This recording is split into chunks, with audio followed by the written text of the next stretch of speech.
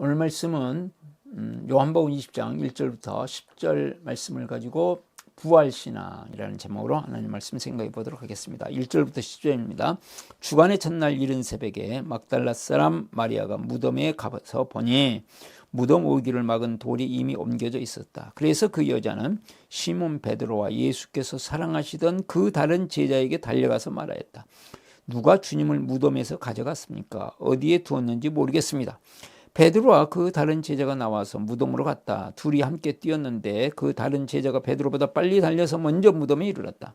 그런데 그는 몸을 굽혀서 삼배가 놓여있는 것을 보았으나 안으로 들어가지는 않았다. 시몬 베드로도 그를 뒤따라갔다. 그가 무덤 안으로 들어가 보니 삼배가 놓여 있었고 예수의 머리를 싸맸던 수건은 그 삼배와 함께 놓여 있지 않고 한 곳에 따로 객혀 있었다.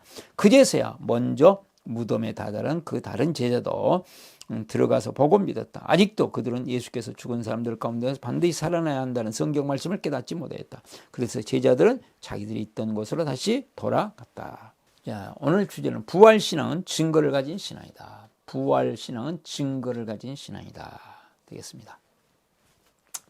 이제 요한복음 20장 1절부터 10절은 이제 19장 예수님이 십자가에 죽으시고 무덤에 묻히신 사건 이후에 20장 전체를 보고 이거 깨달아야 됩니다. 그래서 이제 전체의 흐름 속에서 예수님께서 금요일 돌아가시고 그 다음에 주일 새벽이 됐을 때 안식일이 끝나는 새벽입니다. 그래서 이른 새벽에 막달라 마리아가 또 다른 여인들과 함께 이제 무덤 오기로 가서 예수님의 시신이 사라진 것을 보았습니다. 그래서 달려와서 누군가가 가져갔다, 도둑질 갔다 하는 것을 베드로와 사도들에게 이야기를 했고 베드로와 사도 요한이 달려갔는데 요한이 먼저 가서 안을 보고 있는데 베드로가 이제 뒤에 왔지만 안에 들어가서 보고 보는 현장을 보는데 이거는 지금 깊이 생각해 보면 다 알 수 있는 분명하게 예수님이 몸만 쑥 빠져나온 상태로 삼배에 그대로 놓여 있고 그때 치명과 함께 같이 놓여져 있고 그 다음에 얼굴 싸맸던 수건은 따로 있고 얼굴 싸맸던 수건은 따로 있고 이렇게 몸이 쭉 그냥 살아나셔서 빠져나간 그런 것으로 보여줬음에도 불구하고 이들은 시신이 사라졌구나 이렇게만 생각을 하고 갔습니다. 그래서 아직도 그들은 예수께서 죽은 사람 가운데 반드시 살아야 한다는 성경 말씀을 깨닫지 못했다. 막달라 마리아도 깨닫지 못했고 베드로도 깨닫지 못했고 사도 요한도 깨닫지 못했고 여인들도 깨닫지 못했습니다.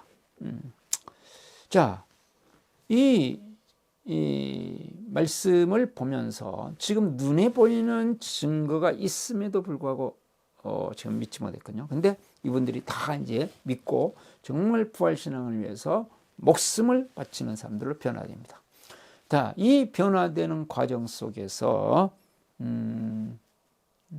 이제 어떻게 되어지는지 그것을 보면 알 수 있습니다.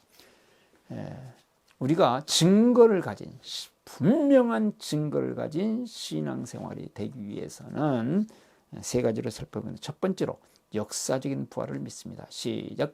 역사적인 부활을 믿습니다. 과거에 예수님께서 십자가에 죽으시고 부활하셨다는 역사적인 사실을 믿는데 오늘 말씀에 보시면 자 마리아가 이 분명한 지금 예수님이 부활하신다고 하는 것만 생각했다면 그 개념만 있었다면 지금 증거가 몸을 싸맸던 그 삼배가 그대로 놓여 있고 수건도 누워 있는 것을 보면 이거는 부활 이외에는 설명을 할 길이 없는 거거든요. 그런데도 불구하고 부활에 대한 개념 자체가 없기 때문에 베드로도 요한도 막달라 마리아도 다른 사람들도 믿지 못합니다. 다음에 막달라 마리아 같은 경우는 예수님의 음성을 듣습니다. 그런데도 부활하셨다는 생각 자체가 없습니다. 깨끗하게 없습니다. 완전히 없습니다.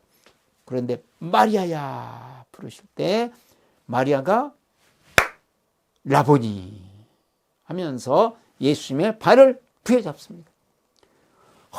예수님이 시신이 간 거 아니고 예수님이 정말 부활하셨구나. 그래서 제자들에게 와가지고 내가 부활하신 예수님을 봤다고, 예수님이 이런 말씀을 하셨다고 그것을 증거해 줍니다. 그래도 제자들 믿지 못합니다. 자, 막달라 마리아가 부활하신 예수님을 만났다고, 같이 갔었으니까 만났다고 하면 다시 그 예수님이 묻히셨던 무덤의 현장을 보면서 어떻게 해야 됩니까? 현장을 보면서 생각하면 정말로 살아나셨구나, 현장에 부활하셨다는 것을 생각하게 만들어놨던 거거든요. 그래야 되는데 믿지 못합니다. 사도들이 믿지 못합니다. 그냥 그 다음에 예수님이 나타나십니다. 예수님이 쫙 나타나셔서 부활하신 예수님이 나타나신 것을 보고 그 다음에 믿습니다. 자, 이때 도마가 없었습니다. 자, 도마는 한두 사람도 아니고 자기가 빠진 가운데 10명의 제자들이 부활을 하신 예수님을 만났다고 이야기하고, 막달라 마리아 같은 여인들도 만났다고 이야기하고, 이런 확실한 증거로 만났다는 것을 제자들이 이야기함에도 불구하고 도마는 믿지 못합니다. 이것은 지금 뭘 말씀하고 있습니까? 도마뿐만 아니고 그때 당시에 그 누구도, 그렇게 예수님을 사랑하던 모든 여인들도, 십자가의 현장에 그렇게 있었던 사람도, 그 사랑하는 제자 사도 요한도, 그 누구도 예수님이 부활할 것은 전혀 꿈에도 생각지 못했다. 단어를 듣기는 했지만 아예 생각 자체 다시 부활할 것은 없다고 확신을 하고 있었다. 그런데 이들이 예수님이 부활하신 당신을 보여주시자 완전히 믿게 됩니다. 역사적인 사실, 예수님이 부활하셨다는 것은 확실한 사실. 그래서 결국은 나중에 복음을 위해서 살아가는 사람들로 완전히 바뀌죠. 두 번째로 미래의 부활을 기대합니다. 자, 이때 당시의 사람들에게 예수님의 부활은 도저히 믿을 수 없고 받아들이기 어려운, 받아들일 수 없는, 예수님께서 최소한도 3번 말씀하셨음에도 불구하고 십자가에 죽고 부활한다는데 십자가에 죽는 것만 생각했던 제자들, 사람들. 그러나 그들이 이제는 부활하신 예수님을 실제로 만나고 나니까 부활이 사실했다는 것을 봅니다. 그리고 우리 19장에 보면 그 예수님을 찌른 자들도 볼 것이다 하는 말씀이 있습니다. 그처럼 지금 도저히 부활의 앞으로 세계가 없다고 확신하니까 대제사장들과 바리새인과 서기관들이 십자가에 못 박으시오, 십자가에 못 박으시오 그랬지 않겠습니까? 빌라도가 다음에 부활의 세계가 없다고 확신했으니까, 제자들이 없다고 확신했으니까, 여인들이, 그 사랑하는 여인들도 부활의 세계가 없다고 확신했으니까 우리에게 미래의 부활의 위대한 영광이 옵니다. 그러나 우리에게도 역시 제자들과 마찬가지로 실감나지가 않습니다. 이게 이론으로는 한다고 우리는 그도 받아야 되지만 이때 당시의 사람들과 비슷하게 실감이 나지 않습니다. 세상의 영광이 터졌습니다.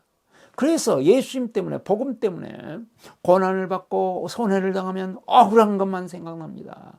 다른 사람에게 무시를 당하면, 자존심이 상하면 그것 때문에 그냥 예수님의 말씀, 예수님의 뜻은 저리 가버립니다. 누구나가 마찬가지입니다. 그러나 다시금 우리 자신이 기도하면서 주님의 은혜를 구하면서 다시금 나에게 끊임없이 내가 다시금 99%가 99.9%가 실감나지 않지만 0.01% 다시금 믿음으로 우리는 선택합니다. 덜없이 영광은 있다. 어마어마한 부활의 영광의 시대가 열릴 것이다. 그러므로 현재의 손해, 현재의 억울함, 현재의 고난 장차 우리에게 나타날 영광과 좋게 비교할 수 없다. 지금 이 땅에서 당하고 있는 이러한 어려움들은 잠시 받는 것에 불과하고 잠시 손해받는 것은 하나님께서 주신 지극히 큰 영원한 영광이 앞으로 틀림없이 올 것이다. 이 올 미래의 영광을 기대하면서 우리는 이 땅에서 사는 삶이, 주어진 삶이 얼마든지 간에 사명을 감당하면서 부요함 속에서 이때를 기다리면서 우리는 달려갈 수 있다. 증거입니다. 그 증거. 우리의 마음의 믿음이 증거입니다. 세 번째로 부활의 삶을 삽니다. 가장 중요한 것은 역사적인 과거의 사실의 바탕에서 미래를 바라보는 오늘 부활의 삶을 사는 것입니다. 오늘 부활의 삶. 그래서 예수님께서 부활하신 다음에 제자들한테 마지막 세 번째 나타나시죠. 그리고 같이 아침을 잡수시고 갈릴리 호수로 고기 잡으러 갔던 7 제자에게 나타나시고 같이 아침을 잡수시고 숯불을 펴놓고 고기를 구워놓고 그 다음에 베드로가 3번 부인한 거, 그것을 다시금 3번 신앙 고백하게 하시고 베드로에게 부탁하십니다. 내 어린 양을 먹이라. 뭐예요? 하나님의 교회를 이루어서 하나님의 나라를 이루어라. 부활의 삶을 살아라. 생명의 삶을 살아라. 부탁하시죠. 제자들이 참 연약한 제자들입니다. 이 부활을 체험하고도 다시 고기 잡으러 가는 이런 사람입니다. 오순절날 성령이 임하시면서 예수님이 계속 이렇게 가르치고 보여주시면서 그 성령이 임하시기를 기대하고 기도하면서 성령이 임하시죠. 이제는 용사가 되어서 십자가와 부활의 복음을 힘있게 전파하며 수많은 사람들을 영혼을 구원해내고 하나님의 나라를 세우면서 달려갑니다. 부활의 삶을 삽니다. 예수 사랑의 삶을 삽니다. 예수 생명의 삶을 삽니다. 그러므로 이러한 삶은 우리가 열망해야 된다. 열망. 소원하고 열망하고 그래서 계속해서 십자가의 사랑, 부활의 생명의 말씀을 붙잡고 기도하고 내 가슴에 이 십자가의 은혜가 임하고 부활의 생명이 임하여 부활의 능력이 임하여 부활의 영광이 임하여 내 마음의 눈이 밝아서 영원한 천국을 보고 그것을 기대하면서 오늘 부활 어둠 가운데에서 수많은 모성 가운데서 예수 사랑을 가지고 예수 생명을 가지고 예수 사랑을 보여주고 예수 생명을 보여주면서 십자가와 부활의 복음을 주면서 하나님의 나라를 서로 그런 공동체를 이루면서 하나님의 나라를 보여주는 그러한 삶을 살아가는 것이 부활의 삶입니다. 부활절에 우리에게 주신 이 정말 놀랍고 위대한 진리가 우리의 가슴에 임하고 우리의 삶에서 아름답게 꽃피는 복이 있기를 바랍니다. 기도하겠습니다. 은혜가 많으시고 사랑이 많으신 주님, 우리 예수님 십자가에 죽으시고 부활하셨습니다.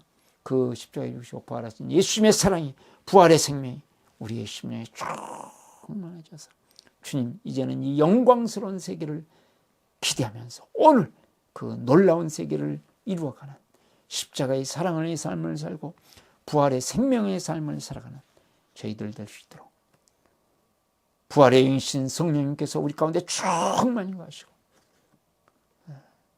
우리 눈이 열려져서 생명의 길을 걸어갈 수 있는 은혜를 내려 주시옵소서. 예수 그리스도의 이름으로 기도드리옵나이다. 아멘.